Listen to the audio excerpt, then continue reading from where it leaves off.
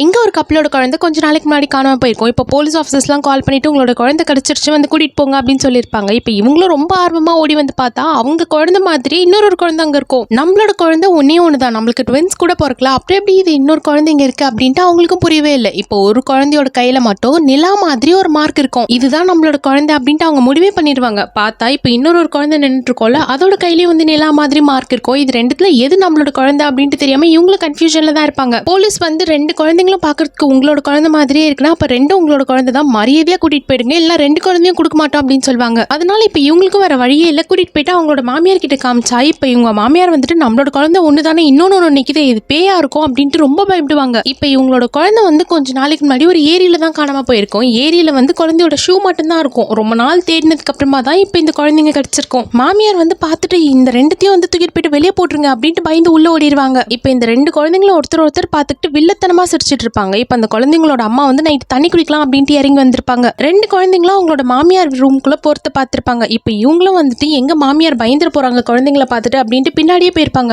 பார்த்தா இப்ப அந்த ரெண்டு குழந்தைங்க கூட மாமியார் ரொம்ப நல்லா சிரிச்சு பேசிட்டு தான் இருப்பாங்க. அது எப்படி காலையில அப்படி பயந்தவங்க நைட்டுக்கு வந்து இவ்வளவு க்ளோஸ் ஆயிட்டாங்க அப்படின்ட்டு ஒண்ணுமே புரிய மாட்டேங்குது. சரி, நம்மளாலதான் கண்டுபிடிக்க முடியல, வீட்டு தவிர அதிகமா குழந்தை இருந்த நேரம் அப்படின்ட்டு பார்த்தா ஸ்கூல் தான். அதனால ஸ்கூல் டீச்சர் கிட்ட கூட்டிட்டு போயிட்டு விட்டா அவங்க கண்டுபிடிச்சிருவாங்க அப்படின்னு சொல்லிட்டு தான் விட்டு வந்திருப்பாங்க. ஸ்கூல் டீச்சரும் அந்த மாதிரி தான் ஆரம்பத்துல இந்த ரெண்டு குழந்தைங்களையும் பார்த்து ரொம்ப பயந்துருப்பாங்க. ஆனா ஸ்கூல் முடிஞ்சு போயிட்டு கேட்டா இப்ப அந்த குழந்தைங்களும் ரொம்ப க்ளோஸ் ஆயிடுவாங்க அந்த டீச்சர் கிட்ட. குழந்தைங்களோட அம்மா என்னோட குழந்தை யாருன்னு கேட்கிறப்போ ரெண்டுமே உங்களோட குழந்தை தான், கூட்டிட்டு போங்க அப்படின்னு சொல்லியிருப்பாங்க. சரி, வேற வழியே இல்ல, டிஎன்ஏ டெஸ்ட் எடுத்து பார்த்துருவோம் அப்படின்ட்டு பார்த்தா ரெண்டுமே இவங்களோட குழந்தை தான் அப்படின்ட்டு ரிசல்ட் வந்திருக்கும். என்னடா இது ஒரே கன்ஃபியூஷனா இருக்கு, கண்டிப்பா நம்மளுக்கு ரெண்டு குழந்தை பிறக்கல, நம்மளுக்கு ட்வின்ஸ் கிடையாது, இது எப்படி இன்னொரு குழந்தை அப்படியே நம்மளோட குழந்தை மாதிரியே இருக்கே அப்படின்ட்டு இவங்களுக்கு ஒரே டவுட்டா தான் இருக்கும். சரி, டவுட்டை தெளிவு பண்ணிக்கலாம் அப்படின்ட்டு இப்ப அந்த குழந்தைங்களோட அம்மா வந்துட்டு அவங்களோட சொந்த ஊருக்கு போயிருப்பாங்க. இப்ப அந்த குழந்தைங்களோட பாட்டி வந்து அந்த குழந்தைங்களோட அம்மா சின்ன வயசுல இருக்கும் போது எடுத்த போட்டோஸ்லாம் எடுத்து காட்டுவாங்க. அதுல அவங்க அம்மா கூட எப்பவுமே ஒரு பொம்மை கூடவே இருக்கிறத பாப்பாங்க. அது சாதா பொம்மைலாம் கிடையாது, அது வந்து ஒரு மந்திர பொம்மை தான். இப்ப இந்த குழந்தை கூட இருக்கிறது அந்த மந்திர பொம்மை தான். அந்த மந்திர பொம்மை வந்து கொஞ்சம் கொஞ்சமா அப்படியே அந்த வீட்டுல இருக்கிற குழந்தைங்க மாதிரியே வந்து உருவாகிரும். கடைசியில குழந்தைங்களே ஓவர்டேக் பண்ணிட்டு இப்ப அந்த மந்திர பொம்மைங்களே அந்த வீட்டோட வாரிசாகிரும். இப்ப இந்த ரெண்டு பொண்ணுங்கள்ல ஒரு பொண்ணு வந்து அந்த மந்திர பொம்மை தான். அந்த பொம்மையும் வந்து இந்த வீட்டுல இருக்கவங்க கிட்ட நல்லா க்ளோஸ் ஆகிட்டு கடைசியில வந்துட்டு அந்த பொண்ணையே ஓவர்டேக் பண்ணிட்டு இந்த வீட்டோட வாரிசாகிறதுக்கு தான் ட்ரை பண்ணிக்கிட்டு இருக்கு.